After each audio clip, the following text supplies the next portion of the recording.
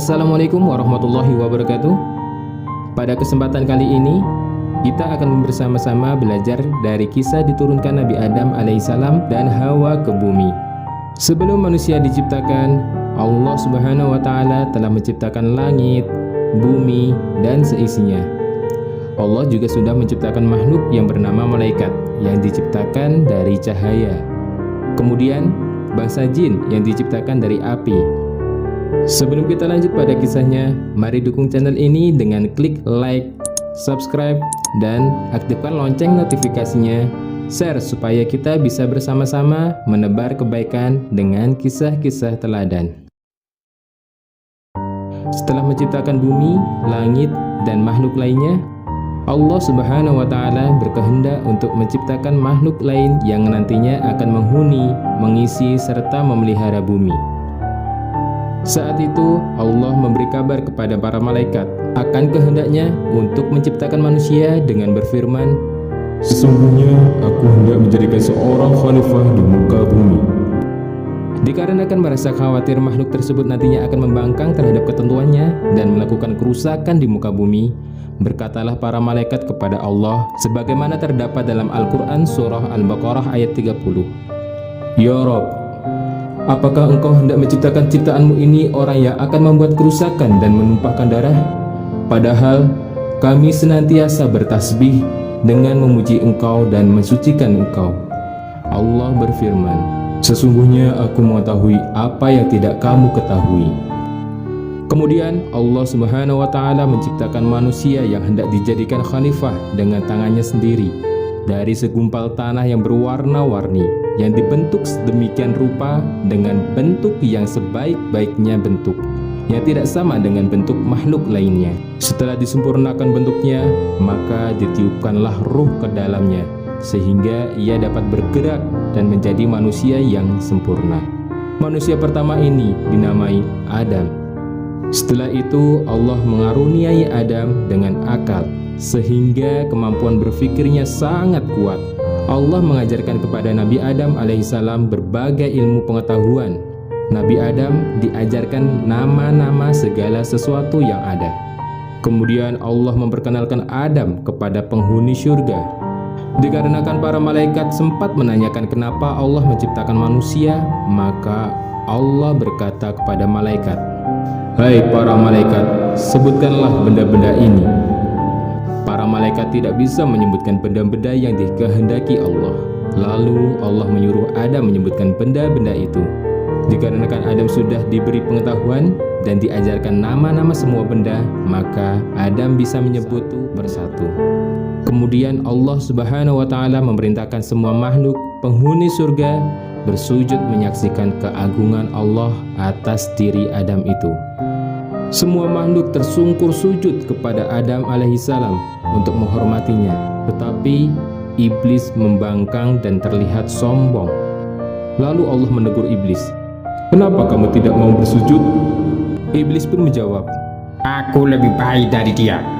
Engkau ciptakan aku dari api, sedangkan engkau ciptakan dia dari tanah." Kebanggaan akan asal-usul menjadikan sombong dan tidak mau bersujud menghormati Nabi Adam.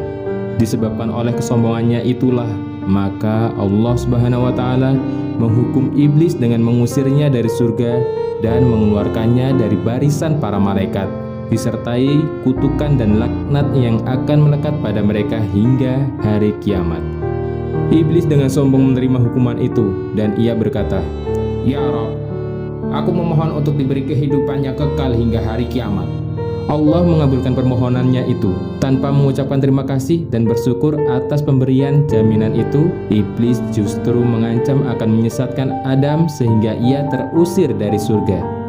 Iblis juga bersumpah akan membujuk anak cucu Adam dari segala arah untuk meninggalkan jalan yang lurus dan menempuh jalan yang sesat bersamanya.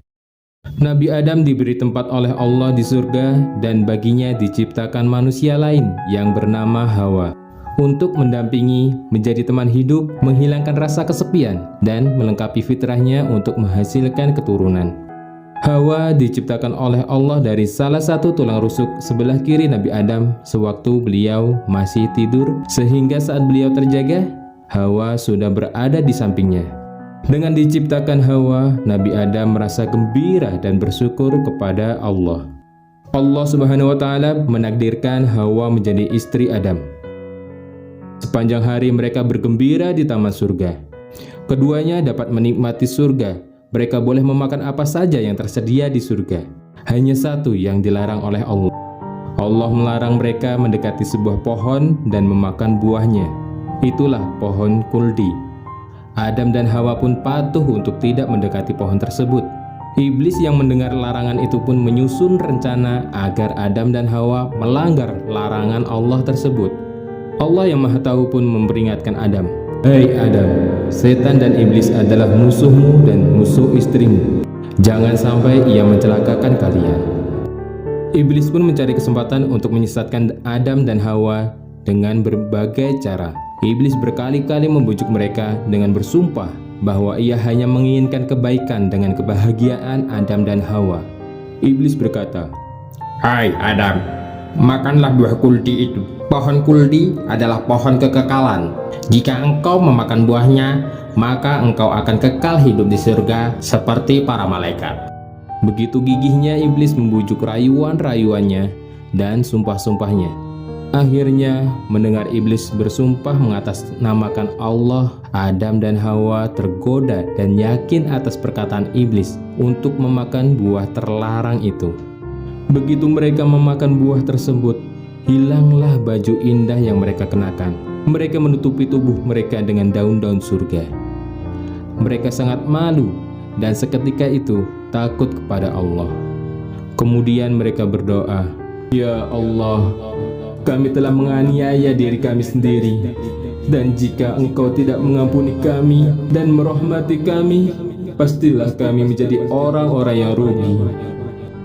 Adam dan Hawa sangat menyesal dan ingin Allah memaafkan mereka. Allah pun memberi rahmat kepada mereka lagi. Kemudian Allah menerima taubat Adam dan Hawa yang sungguh-sungguh. Allah memberi ampunan kepada mereka, namun tetaplah keputusannya. Turunlah kalian ke bumi, sebagian kalian akan saling bermusuhan.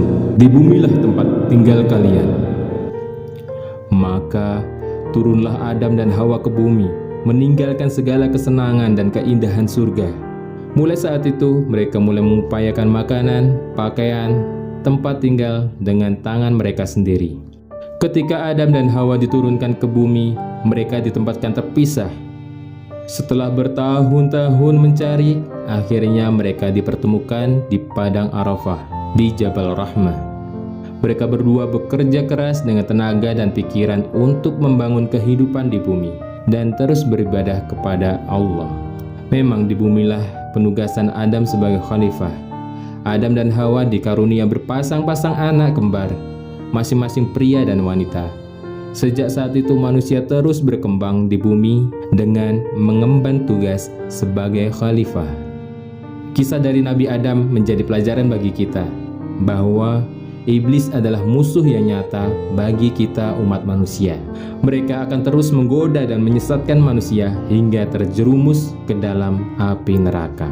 Namun, godaan dan hasutan iblis tidak akan mempan kepada hamba yang ikhlas berserah diri kepada Allah. Wallahu a'lam bishawab. Terima kasih. Semoga bermanfaat. Wassalamualaikum warahmatullahi wabarakatuh.